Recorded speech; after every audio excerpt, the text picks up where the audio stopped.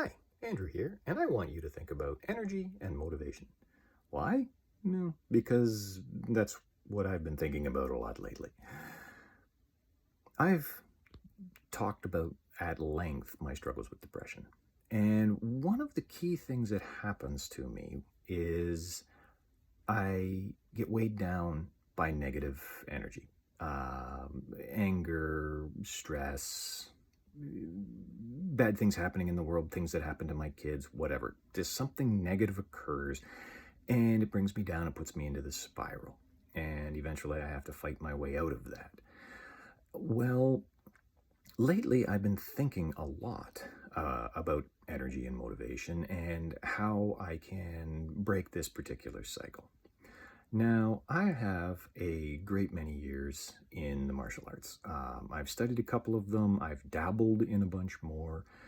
To give you an idea, I received my black belt in karate in September, I believe, of 1992. So I've been doing this for a long time. It's had a very profound effect on my life. And one of the threads that seems to flow through the martial arts, particularly the Eastern martial arts, is to absorb energy and return it. There was a judo master of whom it was said that wrestling him was like wrestling an empty shirt. You pushed, he withdrew. You pulled, he entered. Whatever energy you sent toward him, he simply absorbed it until he eventually used your own energy, and I believe the exact quote was, to throw you against the wall. And it was a very interesting story. I have worked a little bit in judo, and I've worked with people like that. You pushed and they disappeared. You pulled and they came in. And eventually your own energy tossed you to the mat.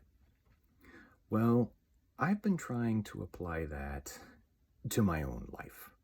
Receive a negative impulse, bring it in, and use that negative impulse to motivate me, to push me into doing something to improve it.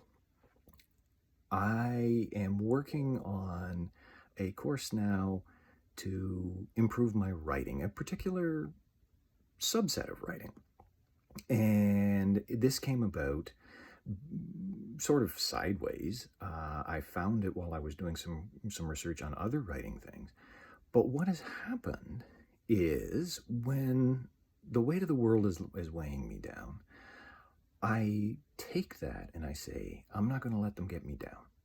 And I use that to push myself to sit down and work on that course to improve myself. When some negative thing occurs out there and it comes into me, I sit down at the typewriter. I'm old. I sit down at the keyboard and I bang out 300, 400, 500 words to be posted over at standupright.ca. Get it out of my head and onto the keyboard, and in the process, improve my ability to write. Have something out there in the world stress me out? Well, you know what? That'd make a great topic for a video. Let's sit down with the old iPhone and practice extemporaneous speaking. Now, I one-take these. I sit down for 5 minutes before, gather my thoughts, and try to put them down in a coherent fashion for 3, 4, 5 minutes for you to listen to.